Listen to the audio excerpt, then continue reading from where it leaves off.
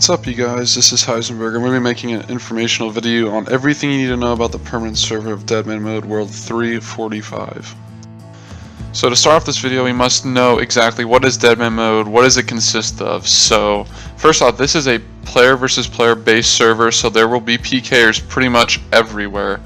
So since this is a high risk, high reward server, the XP rate is 5 times as fast compared to old school RuneScape. You have 5 stats that you are able to protect. You have 2 melee stats you can protect, and 3 non-melee stats that you can protect. So what does that mean? You can protect them. So if you try to kill someone and you get your skull over your head, you will have a specific amount of time you must walk around and lose before you can re-enter the safe zone. So if you die skulled, you will lose XP that is not protected by those stats. But since when you lose those stats, they did change that the stats that you lost, it will be 50 times XP to get those stats back. So yes, you heard that right, 50 times XP if you lose those stats to regain them, so it'll be very fast. But if you die unskulled, so if a PKer attacks you, you will not lose any stats whatsoever. You will only lose the items on you and 10 items that are the most valuable in your bank. But you do have a thing called a deposit where you can put 10 of your most expensive items in during the bank. So if you die, you will not lose those 10 items, only the items on you and the items, the 10 items that are in your bank that are most expensive. And one last thing I would like to add is if you die to a monster, you will literally lose nothing. You will keep your items, you will not lose any XP, so killing monsters or bossing is somewhat safe unless you get caught by a PKer. So first important topic we're going to be talking about is the safe zones. So this is really going to be the places where you can rebank, get items, and stay away from the PKers, and just somewhere where you'll have an escape if you have to tank somewhere to a safe zone. So first off, we're going to start off with Varrock is a safe zone, Lumbridge, Falador, Yanil, the Void Knight's Outpost, also known as obviously Pest Control. The Trinum Stronghold is going to be a safe zone. So Sears Village and Catherby, they are both safe zones, but not to an extent. So they both have a bank in Catherby and Sears Village, and you are able to go in there and be technically in a safe zone. Next we'll continue to Port Phasmatis is a safe zone. I highly recommend doing Ghost of Hoist, so you'll have easy entrance into there. Need is Not is a safe zone only within the town area. And East Ardone, we've got Barbarian Assault. You're only safe in Barbarian Assault if you're within the minigame. And I think there's a couple other places, but I'm going to leave a link down in the description below. So now we'll be moving on to where exactly do you trade your items since there's no grand exchange. So to trade your items here in Deadman Mode World 45, go to your map. We're going to be going right here to Varrock East, where you can see everybody is standing around here. Here, I'll show everything. Actually, no, I gotta leave that on.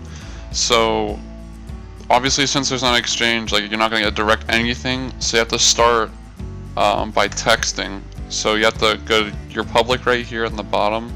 You're going to right click it, and you're going to set up an auto chat. So if you need to sell something or buy something specific, so let's say I'm going to be I'll be buying soft clay, then dash and just put your username or just like an abbreviation. So buying soft clay. So then you could see a lot of people are selling a lot of things, and it's very simple. You just got to be patient, put on the trade only, so you can just kind of wait for anybody to trade you soft clay, and then they'll give you a specific price for a certain item, and it's as simple as that. Obviously it's not as efficient as the grand exchange, but it's all we've got for now.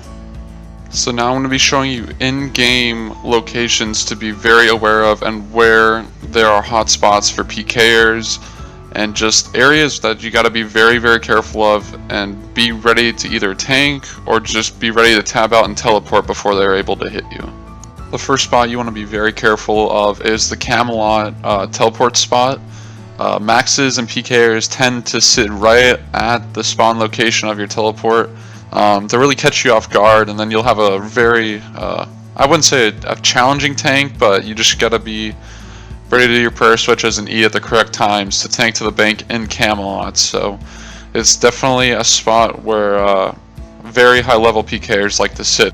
So our next very dangerous area, or you have to be just very careful about, is Drainer Village. So Drainer Village it has a bank there. There's no safe areas around. Plus there's a multi-line, literally probably about 2 or 3 squares away.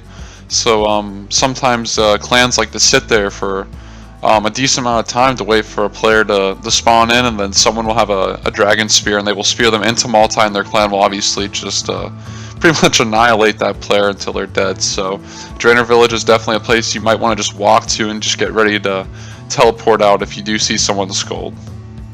Alright, moving on to our next dangerous area is Falador. So Falador has some multi-lines north and south of exits of Falador.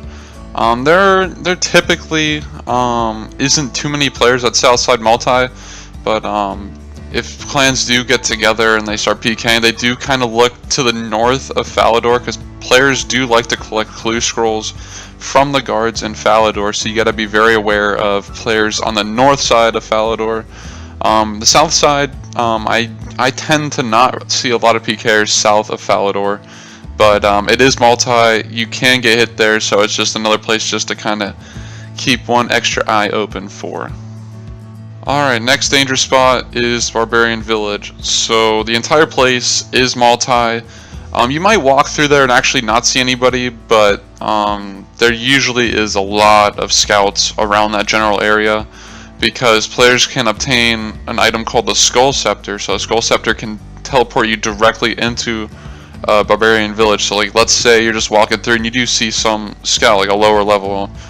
You should definitely either A, run as fast as you can out of multi, out of Drainer, and just walk to Falador or wherever you're going, or just teleport out. It's just not worth it, and it's definitely not the safest area due to the fact that, so if you go down to the Stronghold of Security is a great place to train at the spiders, but PKers do tend to keep one of their scouts there. Like I said before, if they see you, they will bring players, and a huge clan will come and kill you if you risk a certain amount of items. So definitely try to keep away from Barbarian Village as much as you can.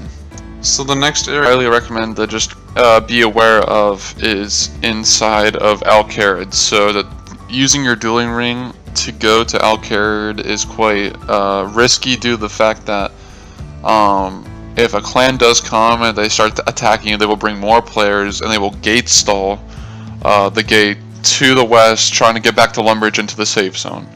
That's already bad enough. I've seen a lot of players get killed there. Also, to the south of where you teleport into Dueling Arena is all multi, so it's very dangerous, especially if you're alone out there. It's just, it's not good. It's really not good. It's a not safe area, especially to go by yourself. So if you're a single player without a clan, definitely keep away from teleporting in with a dueling ring. I would highly recommend just walking, so you have some type of reaction time from a PKer, so definitely keep an eye open there.